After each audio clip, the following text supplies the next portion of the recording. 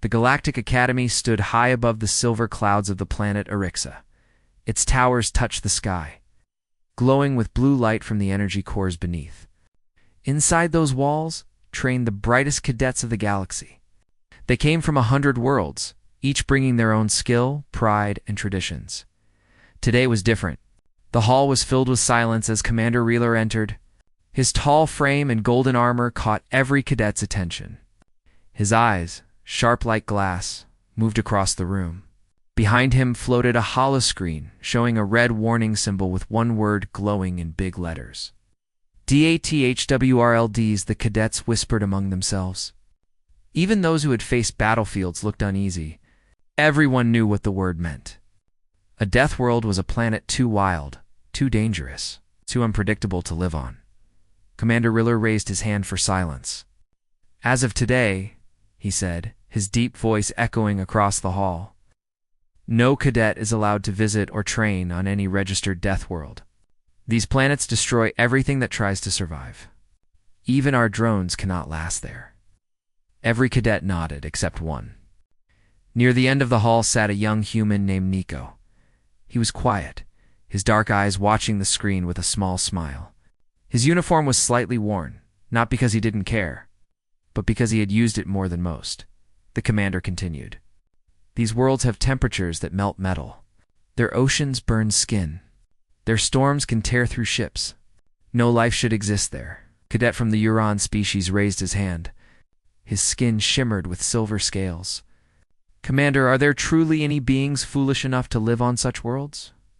Before the commander could reply, Nico spoke, his tone calm but clear.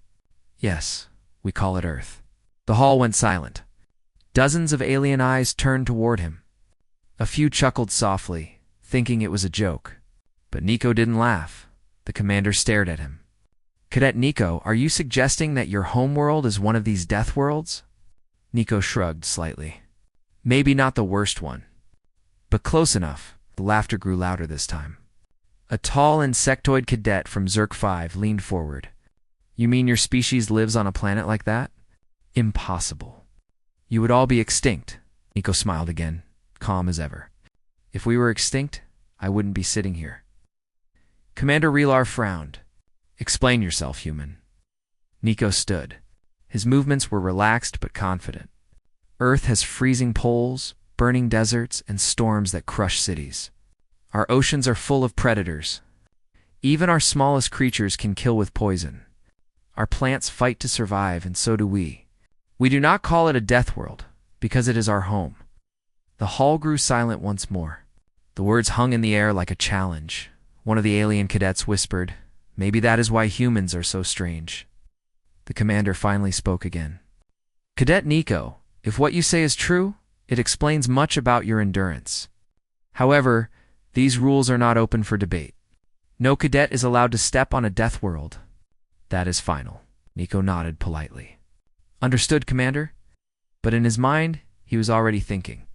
After the briefing, the cadets gathered in the dining hall.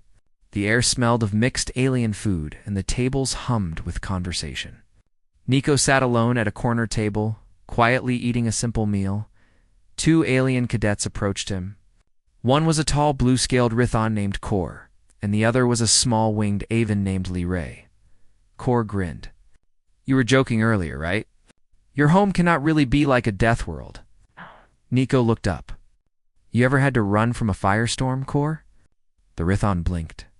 We have storms, but not fire. Then you haven't seen what lightning can do when it hits dry land, Nico said calmly. Earth is full of such storms. We grow up learning how to survive them. Ray fluttered her wings uneasily. That sounds terrifying. Why not leave such a place? Because that's where we learned who we are, Nico replied. Earth shapes us. It teaches us to adapt, to fight, to keep going when everything says stop. Kor laughed nervously. You humans are strange creatures. You sound proud of living in danger. Nico smiled slightly. We don't seek danger. It just never leaves us alone. The conversation ended there, but the thought stayed with the other cadets. That night, while most slept, Nico sat near his window watching the twin moons rise over the training grounds. The stars glittered in silence. but his mind was full of noise. He remembered his childhood on Earth, climbing cliffs, swimming in cold rivers, surviving harsh winters. Every challenge had built something inside him. The Academy rules were clear, but he felt that no one truly understood humans yet. They saw humans as fragile because they were small compared to many alien species. But strength was not always in size or claws. Sometimes it was in spirit, he whispered softly to himself. They call it forbidden, but they've never seen what it means to survive. The next morning, the Academy launched a new challenge. Cadets would face survival simulations on different planets. Holoprojectors would mimic real terrain and conditions. The goal was to test instinct, teamwork, and adaptability. Commander Relar stood before them once again. The simulation will assign each team a world based on their species' tolerance levels. Remember, your success depends not on strength, but on understanding the environment. When the assignments appeared on the holoscreen, murmurs filled the room. The humans had been placed on a mild training world, one of the safest simulations. Nico frowned slightly. Safe, he muttered. Too safe. Kor and Liray joined his team. They looked relieved to have an easy assignment. But Nico was restless. Commander, he said suddenly, raising his hand. Permission to request a higher difficulty simulation. The hall fell silent again. Commander Relar turned sharply. Denied. The human cadets will remain in their assigned zone. Nico held his ground. With respect, Commander, how can we learn anything new if we only face what we already know we can survive? The commander's eyes narrowed. Are you questioning Academy orders? No, sir. I am questioning our limits, Relar hesitated.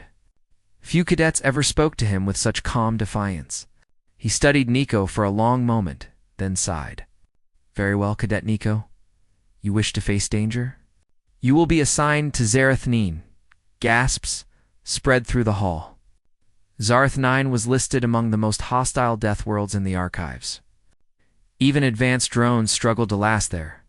KORR turned pale blue. Nico, that's suicide. Nico simply smiled.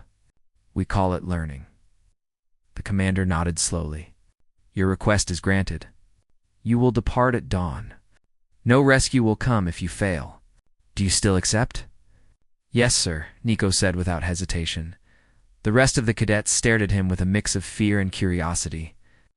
Some thought he was foolish. Others saw something else, something that looked a lot like courage. That night, Nico packed his small kit. He didn't bring heavy weapons or advanced shields, just a compact survival bag, a scanner, and a simple knife. As he sealed his uniform and looked once more at the shining towers of the Academy, he whispered, "Let's see what your Deathworlds can teach us." When dawn came, he boarded the small shuttle. The engines hummed softly as it rose through the morning light. From the observation deck, he saw the stars stretch into silver lines as the ship jumped through space. Kor's voice came through the comlink. Nico, if you make it back, tell us what you find. I'll do more than that. I'll show you why Earth raises survivors. As the shuttle entered orbit around Zareth 9, the view filled with storms and crimson clouds. Lightning danced across the surface. The computer voice spoke calmly. Warning. Atmospheric pressure unsafe. Life forms detected. Landing is not advised. Oh. Nico leaned forward. Let's do it anyway.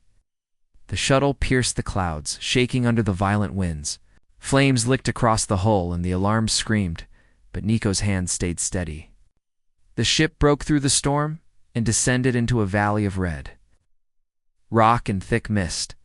The moment the landing gear touched the ground, silence returned, heavy and strange.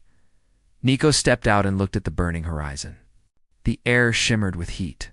In the distance, something roared, sound deep and full of life. He breathed in, feeling the heavy air burn his lungs slightly. A smile spread across his face. Feels like home, he said.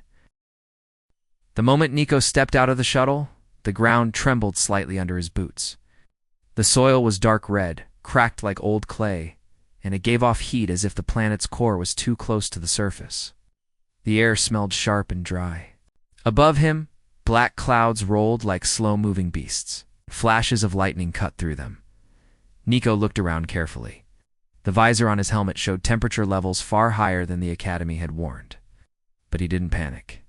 He adjusted the suit's ventilation, took a slow breath, and started walking. His first task was to find a safe place before night came. He remembered his lessons from Earth Never: fight the environment, work with it. He walked toward a series of rocky hills that looked like they could block the wind. The heat waves made the horizon shimmer, and now and then he saw shapes moving in the mist. The creatures here didn't seem shy. He reached a small ridge and climbed up. The rocks were rough, but strong enough to hold him. From the top, he saw a valley below covered with strange plants that looked like giant red thorns. Their tips glowed faintly as if storing light. He guessed they might be using the planet's energy in some way. "Interesting," he whispered. "Looks alive and hungry." He checked his scanner. The air had trace amounts of acid, not enough to kill instantly, but dangerous for long exposure. He switched the helmet's filter to high protection, and he began setting up a small camp under the ridge. He planted a thin metal rod into the ground. It was a mini beacon that would help track his location as the hours passed. The storm began to grow louder. The lightning strikes were closer now, and each one shook the ground.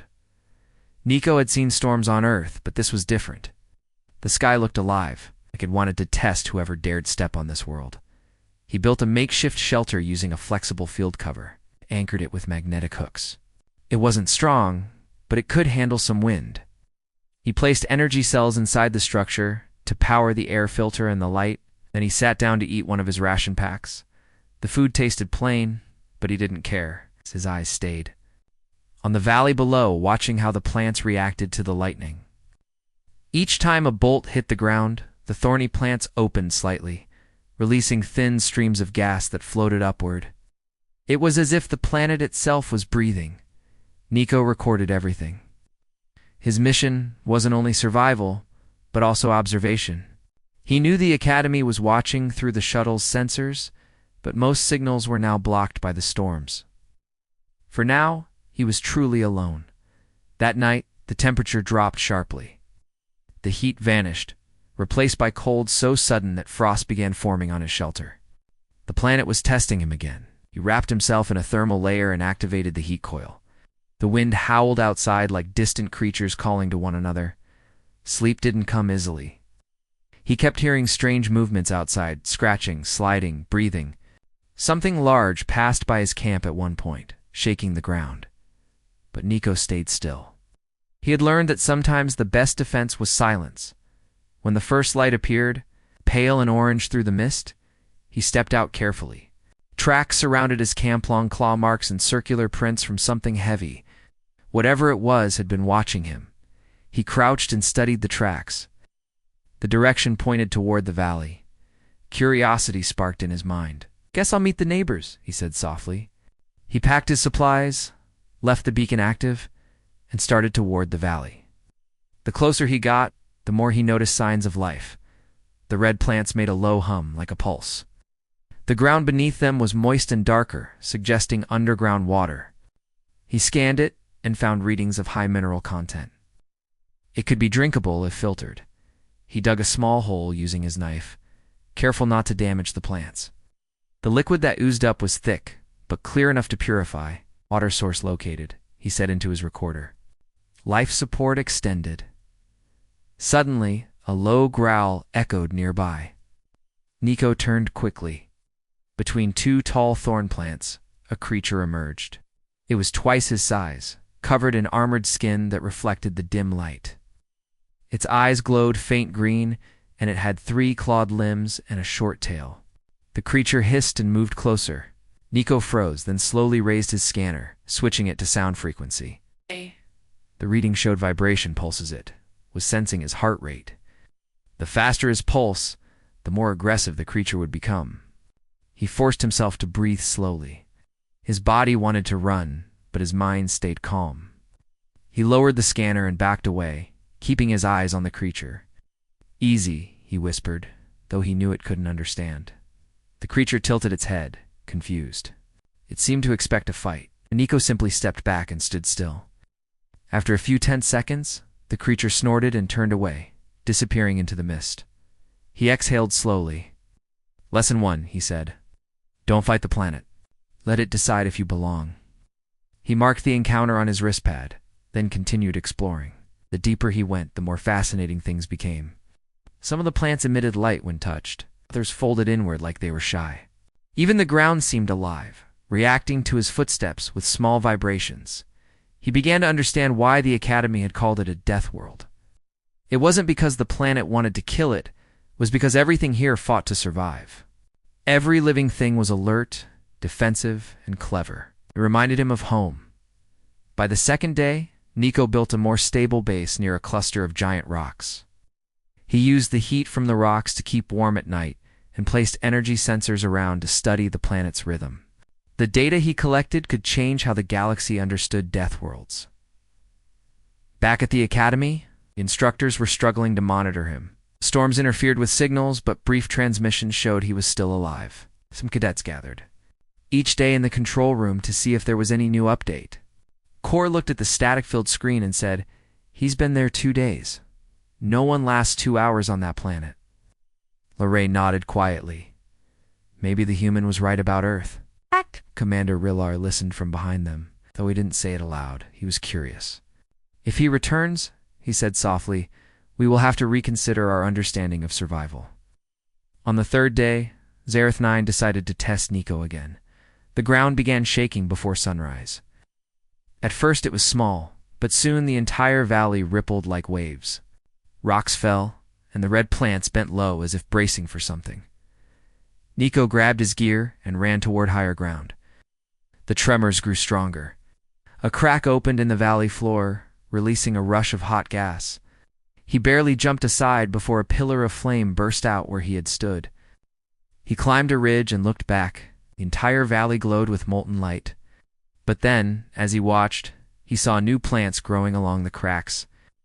They were black instead of red, feeding on the heat. He recorded again. This world rebuilds faster than it breaks. It doesn't evolve. He moved further uphill until he reached a plateau. There he found the remains of what looked like metal fragments, half buried in the dust. He brushed them clean. The metal was old, rusted, and covered with alien markings. It looked like part of an old exploration pod. Inside the wreckage, he found a small log device. When he powered it up, a voice spoke in static tones. "Zareth 9, uninhabitable. All units lost, survival impossible." Nico smiled faintly. Guess someone forgot to ask the planet's opinion. He salvaged what he could: some power cells, a light emitter, and a damaged transmitter. Using his tool, he repaired part of it to send a short-range signal. The device flickered alive. "This is Cadet Nico. Still operational, still learning. Planet is not dead. Planet is alive." Sent the message toward orbit, not knowing if it reached anyone. Then he set up camp near the plateau's edge, overlooking the stormy horizon. The next morning brought a new challenge. Strange crystal-like structures had begun to grow near his camp. They emitted faint pulses of energy. When he touched one with his gloved hand, the light responded, shifting color. His scanner detected mild radiation, but not harmful. He studied them for hours, realizing they might be part of the planet's energy cycle. Perhaps the entire ecosystem worked together. The storms charged the crystals, which then fed the plants and creatures. Everything was connected. Later that day, he saw movement below. The same creature from before was back, but this time it wasn't alone. A smaller one followed it. The big one stopped near the crystals and began scraping them, collecting bits to eat. The smaller creature copied it. Nico watched quietly. It was a family. For a moment he felt something familiar, reflection of how life works anywhere, even in the harshest places. Survival wasn't about strength. It was about learning to live with the world, not against it. He spent the next few days studying and surviving. He learned to predict the storms, to harvest energy from the rocks, and to collect clean water through natural filters. Each day made him stronger, calmer, and more connected to this alien place. By the end of the week, he had built a small shelter that blended with the environment. The predators ignored it. The plants grew around it as if accepting him. Sitting on the ridge one evening, Nico looked at the red sky and whispered, "They called it impossible, but it feels like home." A transmission beeped faintly from his repaired device. A voice came through, filled with static. "Cadet Nico, do you copy? Report status." He smiled and pressed the button. Nico woke up to the sound of distant thunder rolling across the horizon. The red sky glowed faintly through the thin mist, and the air smelled of minerals and smoke. His shelter, built from stone and metal pieces he had gathered, had held up well through the night. The wind had not torn it apart, and that was already a small victory. He sat at the entrance and looked out at the strange land before him. The valley below was no longer the same. In just a few days, it had changed completely. New plants had grown where molten cracks had been. The glowing crystals were brighter now, their light spreading across the rocks like veins of fire. The planet was alive, always moving, always changing. Nico felt a quiet respect for this world. It did not forgive mistakes, but it rewarded those who learned. He smiled faintly and said to himself, "You don't want weak guests, do you?" He checked his wrist device. The energy level was low, but still enough to keep his scanner and filters running. He had learned to recharge it by placing it near the glowing crystals. The energy they gave off was clean and strong. He wondered if this discovery could help the Academy someday, before he could take more notes. His scanner beeped. Movement. Something large was approaching from the east. Nico quickly packed his tools and moved to higher ground. He crouched behind a stone arch and waited. Through the mist, he saw 3 creatures walking slowly. They were not like the one he had seen before. These were taller, thinner, with long necks and scales that shimmered like glass. They moved together carefully, their eyes scanning the area. They did not seem like hunters. They looked cautious, alert, maybe even curious. Nico stayed still, watching. One of them made a low humming sound, and the others answered in a rhythm. It almost sounded like speech. He activated the recorder and whispered, "Possible communication detected. Creatures show group behavior and coordination." Suddenly, one of the creatures turned its head sharply toward his hiding spot. Its eyes glowed faint blue. Nico froze, but he knew it had seen him. The creature raised its head higher and made a deep sound, almost like a call. Instead of running, Nico stood slowly. He kept his hands open and took one careful step forward. The creatures watched him closely, their necks moving slightly as they studied him.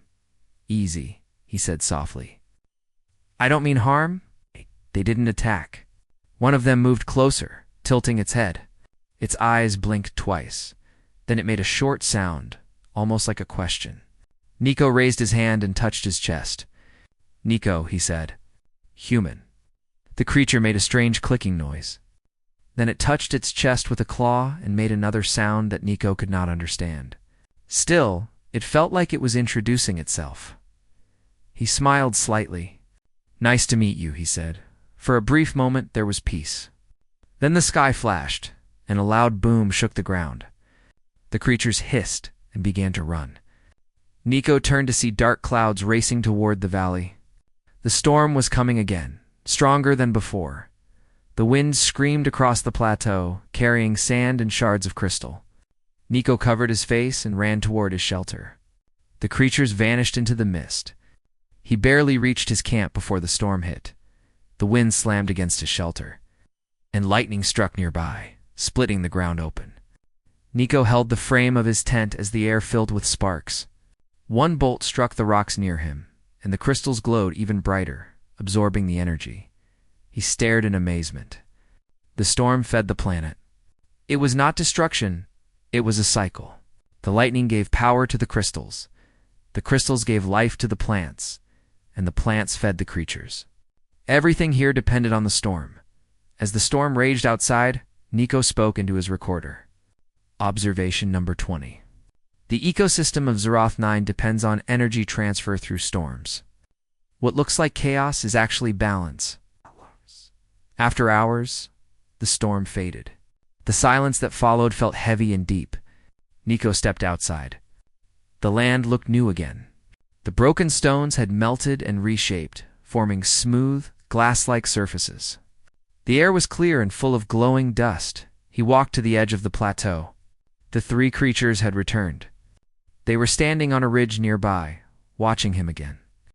One of them made the same low call as before, softer this time. Nico raised his hand in greeting. The creatures did not flee. That was the first day they accepted his presence. Over the next few days, Nico learned more about the planet and its life. He followed the creatures from a distance, watching how they moved and hunted. They didn't kill without reason. They only fed when needed, and always left part of their prey behind. It reminded him of how early humans had survived, never wasting, always respecting the cycle. He began to understand the rhythm of Zareth 9. During the day, the heat was deadly, but at dusk, energy filled the air. The crystals glowed brighter, the plants opened, and the creatures moved freely. He started using that time to explore and gather resources. He collected samples of soil and crystal dust, recording how quickly they changed when exposed to heat or moisture. His logbook was filling fast. Even though he had come alone, he was now part of something much bigger than a simple mission. One night, while studying the crystals, Nico heard a faint sound static from his transmitter. He rushed to check it. A voice crackled through the noise. "This is Command Unit from the Galactic Academy. Cadet Nico, do you read?" He pressed the button immediately. "This is Cadet Nico. I read you. Still alive? Planet stable." The voice was full of shock. "Still alive? You have been missing for 9 days. We thought you were gone," Nico smiled. "Zarathanine doesn't kill easily if you listen to it. I've gathered valuable data. This world is not dead. It's alive in ways we never understood." The transmission broke again, but not before the voice said, "Stay alive. We are working on a rescue signal." Ow. He turned off the transmitter and looked around. The night sky shimmered with bright flashes from far storms.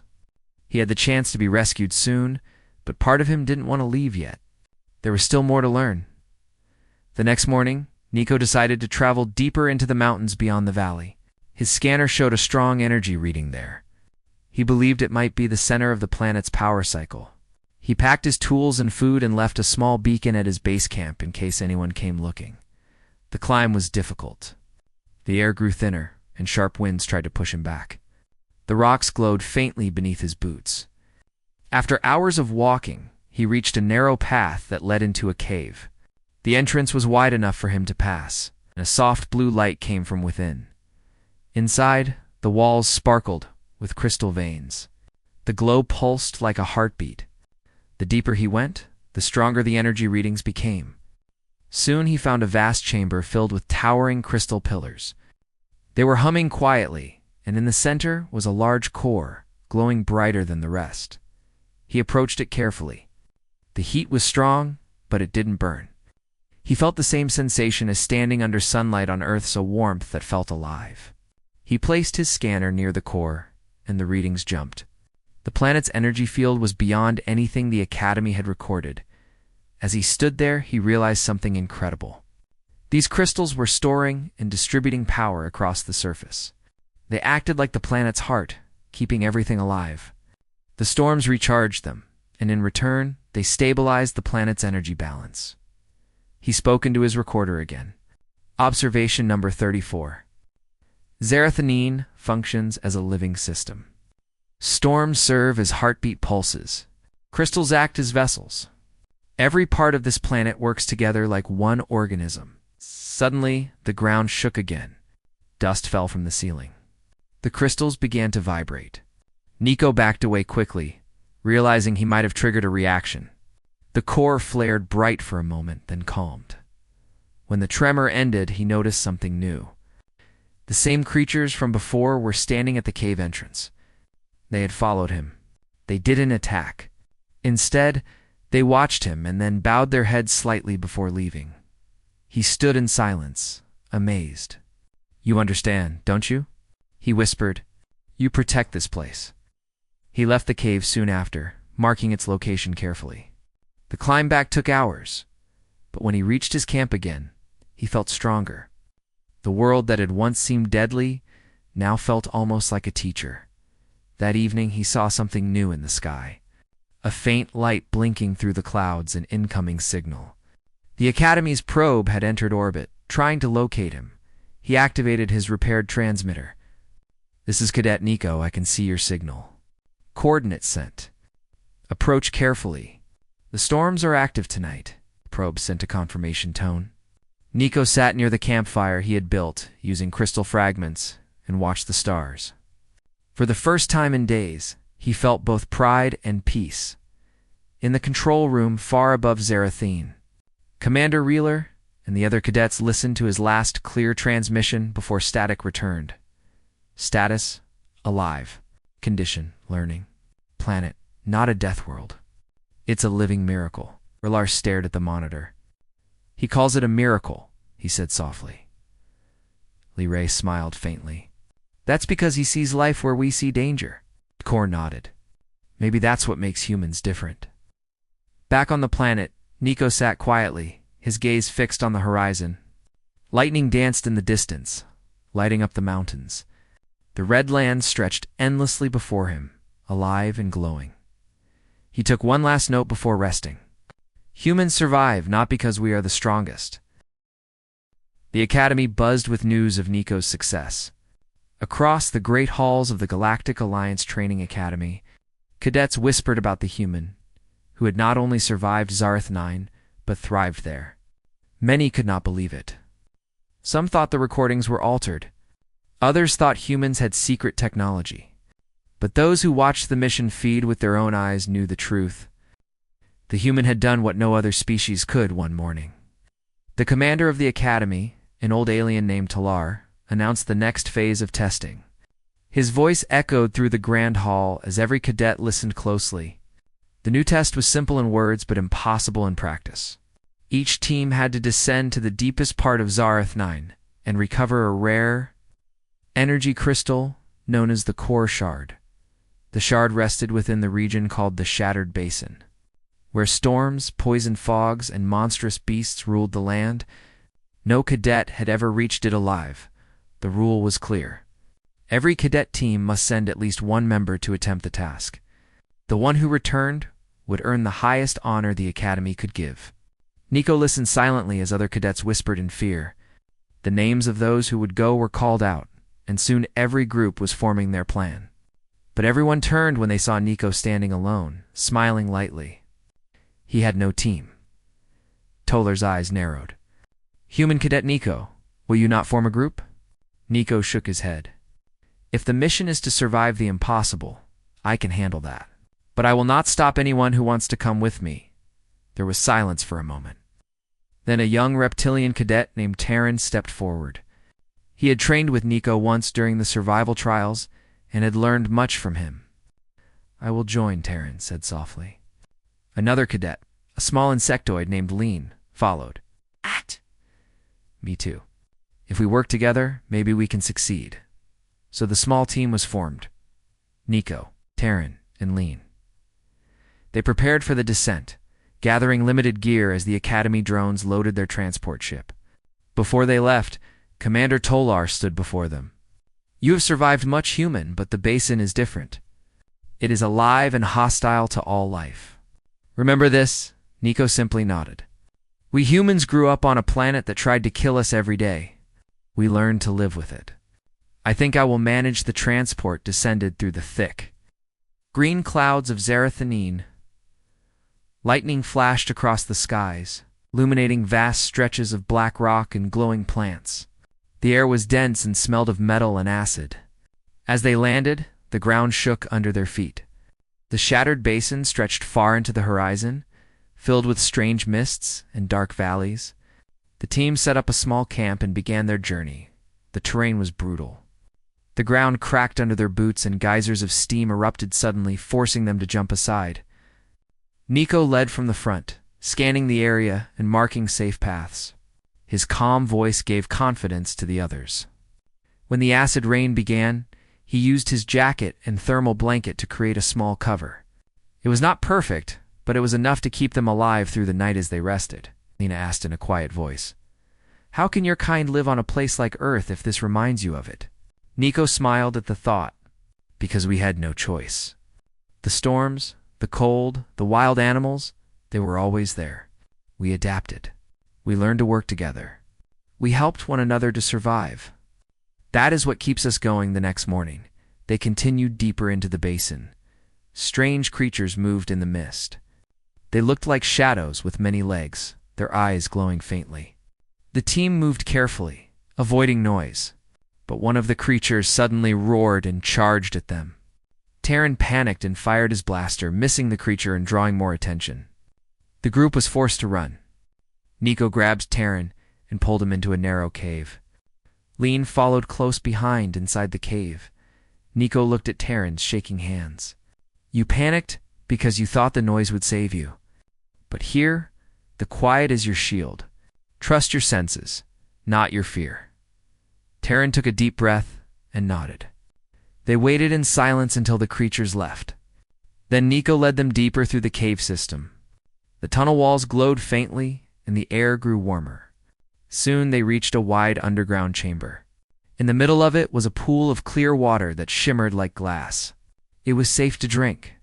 For the first time, they rested properly. During the rest, Nico studied the map from the academy. The location of the core shard was near a cliff where the energy fields were strongest. But the path ahead crossed through the lair of the storm beasts. No one had ever faced them and lived. Nico decided they would go at dawn. We move fast and quiet. If we face the storm beasts, we do not fight them. We survive them at sunrise. They continued their journey. The ground trembled as the storm beasts moved nearby. Their massive forms were like living thunder, covered in scales that sparked with energy. Nico studied their movement patterns and found a rhythm in the chaos. When the beasts turned away, he guided the team forward. But halfway through, the wind changed direction, and the beasts noticed a storm of lightning erupted. The air sizzled. Lean screamed as the ground split beneath them. Nico leaped forward, pulling Lean up just in time. They ran toward the cliffs, where the core shard's glow could already be seen. Nico shouted over the thunder, "Keep moving!" Don't stop. They reached the final ridge, but a beast blocked their path. Its eyes burned with electric light. Terran froze in fear, unable to move. Nico stepped forward slowly, holding a metal rod. He remembered the storms of Earth, the lightning fields where metal could guide the strike. He drove the rod into the ground, calling out, "When the storm hits, stay behind me." A massive bolt of lightning struck the rod, splitting the air. The energy flashed around Nico, but did not harm him. The storm beast roared and turned away, confused by the sudden discharge. The path was clear. They rushed forward and reached the core shard. It glowed softly, pulsing with energy. Lean touched it carefully, and it floated into a containment case. Their mission was complete. But their transport beacon was still several kilometers away. Exhausted but determined, they began the journey back. As they walked, Terran looked at Nico with new respect. "You could have left us behind. Why did you stay when it was so dangerous?" Nico smiled faintly. "Because humans do not leave their own behind. We survive together. That is how we have always done it." By the time they reached the extraction point, the skies had cleared slightly. The Academy ship descended and lifted them away from the deadly surface. When they returned to the station, the entire hall of cadets stood in silence as Nico, Terran, and Lean stepped out, holding the core shard. Commander Toller looked at the glowing crystal, then at the team. "You did what no one has done before. Tell me, human, what made you succeed where others failed?" Nico looked around the hall. "Because we never stop trying. We fall, we learn, and we stand again. That is what it means to be human." The cadets erupted in applause. Even those who once doubted humans now looked at Nico with admiration. Tolar nodded slowly, a small sign of respect. Perhaps the galaxy still has much to learn from Earth that night. As Nico sat by the viewing window of the Academy, looking out at the stars, he thought of home. The forests, the oceans, the storms. Earth was dangerous, yes, but it was also beautiful. It was a world that shaped humans into survivors, explorers, and dreamers. He knew that his mission was more than just survival. It was a message to every world that underestimated humanity. They were not the strongest or the fastest, but they were the ones who refused to give up. As the stars shimmered in the distance, Nico whispered softly, they forbade cadets from visiting Deathworlds. Maybe now they understand why we call it home and somewhere deep inside. He knew this was only the beginning of a much larger story. Humanity had taken its first step into a galaxy that was starting to realize what the phrase we call it Earth truly meant. The next day, the academy was full of energy. Every corridor, every training hall, and every resting zone echoed with the same topic. The human and his team had returned from the shattered basin alive. The news spread through the Galactic Alliance faster than light. Species who once called humans reckless now spoke their names with respect. Even those who had never met a human began to whisper about their strange strength. Commander Tolar sat in the council chamber with other high-ranking instructors. The core shard lay on the table, glowing faintly. It pulsed like a living heart. The council discussed what had happened. Some were amazed. Some were uneasy.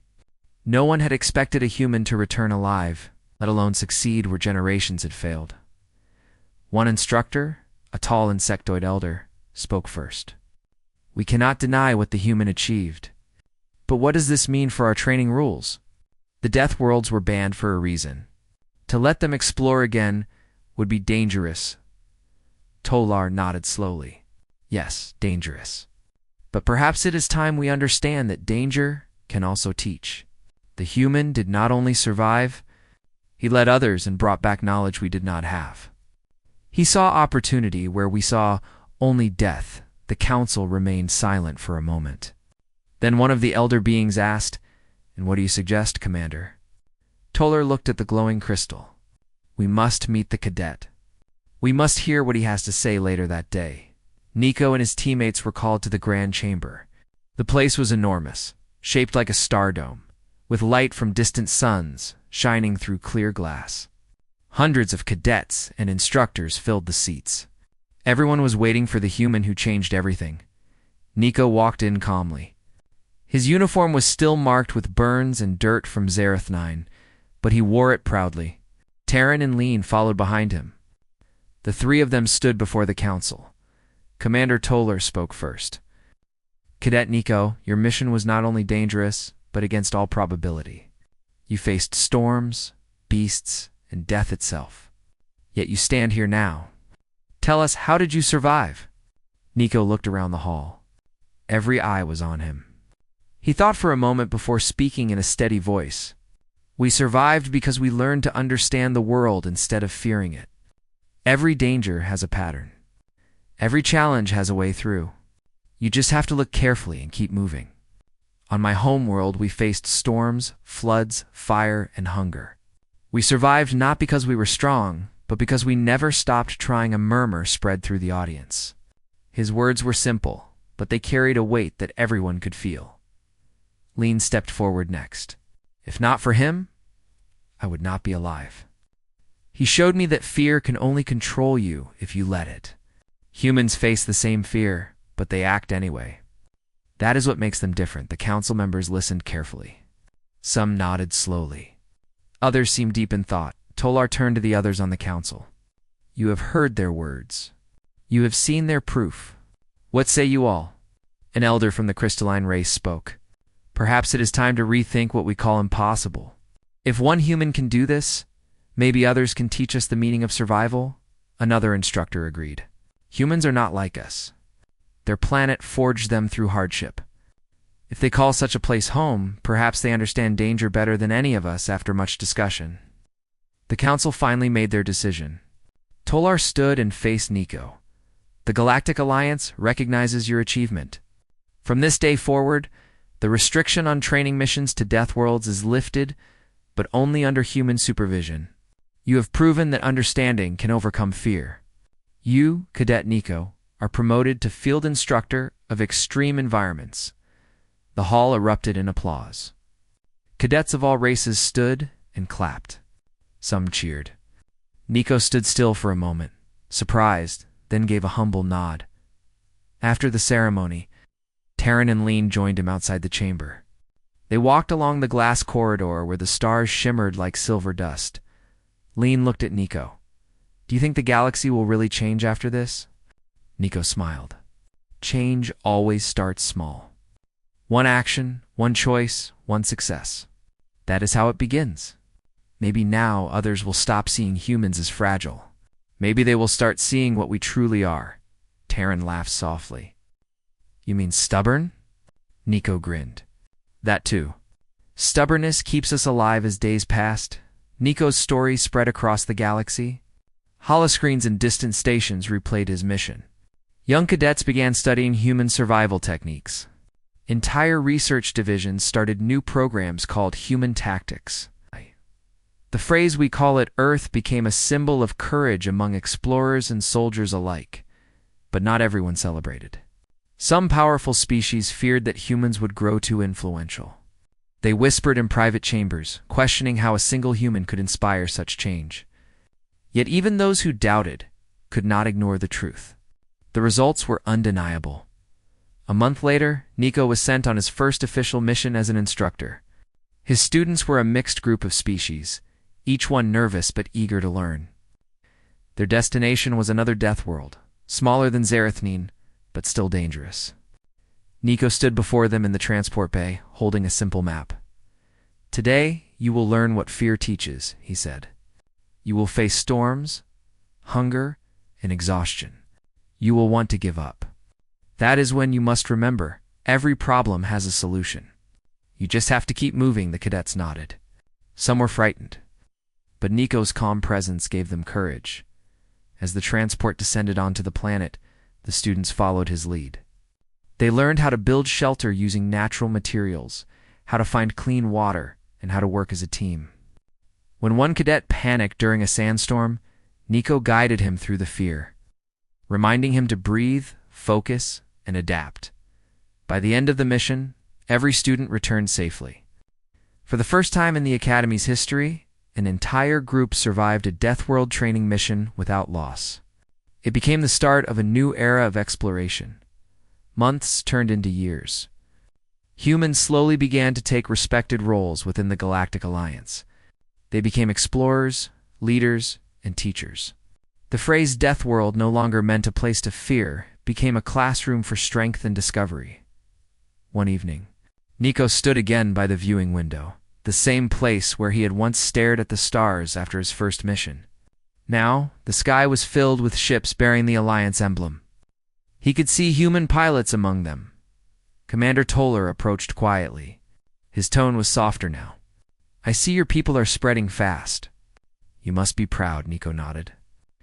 "Pride is one thing, but I am happier knowing they are no longer underestimated. We only wanted a chance to show what we can do." Toller looked out the window. "And you have shown us? You have reminded the galaxy that courage is not in strength or weapons. It is in the will to keep standing when the world falls apart." Nico smiled. "That is the first lesson we ever learn on Earth." A silent moment passed between them. The stars shone brighter, and somewhere beyond the horizon, countless new worlds waited to be explored. Later that night, Nico received a message from his home planet. It was a short transmission, only a few words. "We heard what you did. The whole world is proud. Keep showing them who we are." Nico read the message again and smiled. For him, this journey had never been about fame or power.